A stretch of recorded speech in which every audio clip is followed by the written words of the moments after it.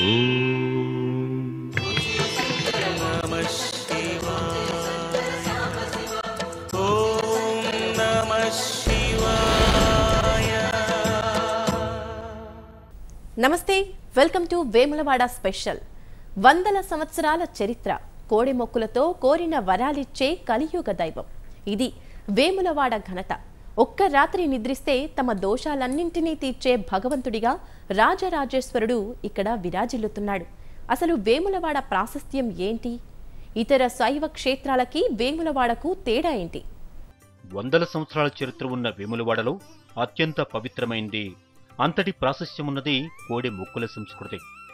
ఇతర ఏ శైవ క్షేత్రాల్లో కూడా కనిపించని వినిపించని ఈ సాంప్రదాయం ఒక్క వేములవాడలోనే దర్శనమిస్తోంది. రాజన్న కోడిగా తెలంగాణ పల్లెల్లో బలంగా పాతుకుపోయిన ఈ పదం వేములవాడ నుంచే మొదలైంది. కోరిన కోరికలు తీర్చే ఇష్టదైవంగా, ఇలవెల్పుగా అన్ని వర్గాల ప్రజల ఆరాధ్యుడిగా వెలిశాడు వేములవాడ రాజన్న.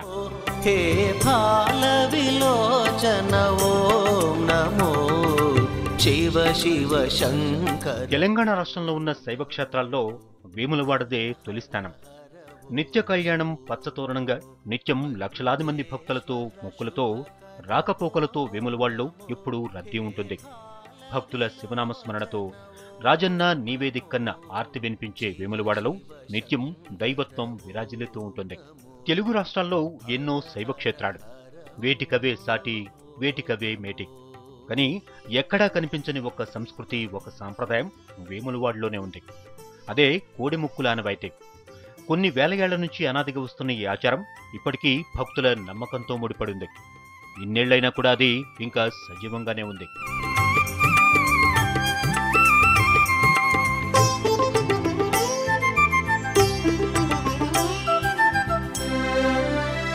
కోడి దూడలతో వేములవాడ రాజన్న చుట్టూ ఒకసారి తిరిగితే చాలు, శివయ్య నీవే శరణమంటే చాలు, ఆ భోళాశంకరుడు అభయవర్ధుడుగా సాక్షాత్కరిస్తాడని, కోరిన కోరికలు నెరవేరుస్తాడన్నది భక్తుల నమ్మకం.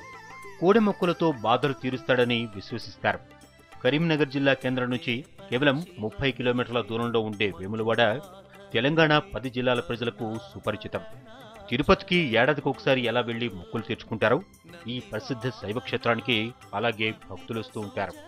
వందల ఏళ్ల నుంచి చాలా ప్రముఖమైన ప్రాశస్త్యమైన దేవాలయంగా విరాజిల్లుతోంది వేములవాడ.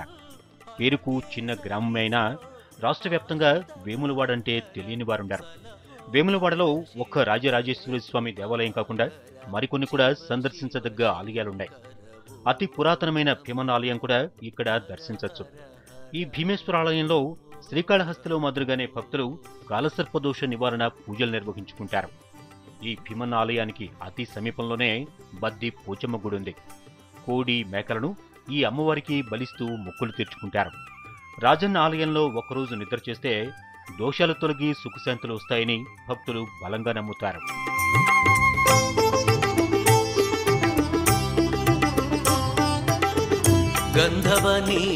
వేములవాడ ఓ చిన్న నగర పంచాయతీ.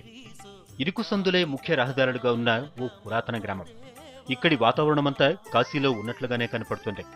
ఈ పురాతన గ్రామం పశ్చిమ చాళుక్యుల కాలం నుంచి ఉందని ఇక్కడ లభించిన పురాతత్వ ఆధారాలను బట్టి తెలుస్తోంది.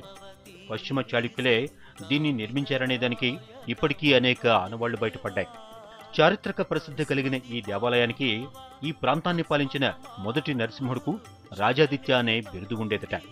అందుకే ఇక్కడ దేవాలయానికి రాజరాజేశ్వరుడు అని పేరు వచ్చిందని కొందరంటారు. అయితే ఆలయ నిర్మాణం జరిగిన నాటి నుంచి ఇక్కడ కోడిముక్కుల సాంప్రదాయం ఉండేదని కూడా చెప్పుకుంటారు.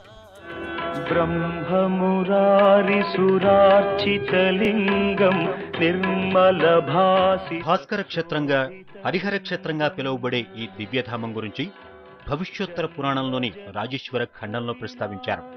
అర్జునుడి మునిమనవుడైన నరేంద్రుడు ఒక ఋషిని చంపటం వల్ల కలిగిన బ్రహ్మహత్య పాతకాన్ని వదిలించుకోవడానికి దేశాటన చేసుకుంటూ వేములవాడకు వచ్చాట.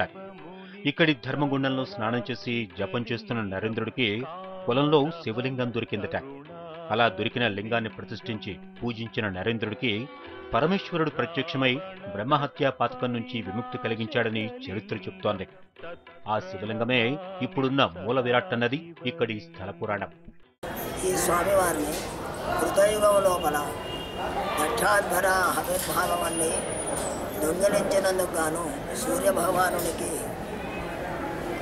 ఆ యొక్క శాపగ్రస్తుడైనప్పుడు బృహస్పతిని శరణు వేడితే దక్షిణాపథంలో స్వామివారు ఏం చేసి షోడశ కళలతో ఉన్నాడు.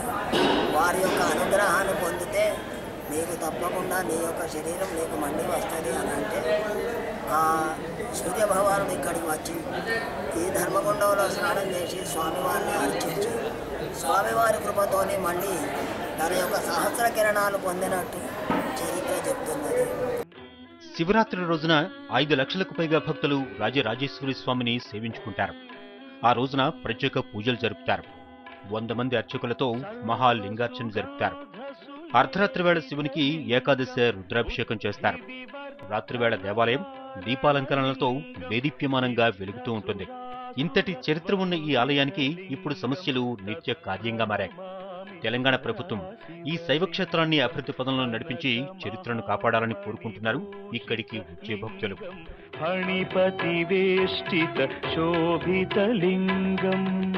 ఇది ఇవాల్టి వేములవాడ స్పెషల్. మరో ప్రత్యేక కథనంతో మళ్ళీ కలుద్దాం. నమస్కారం.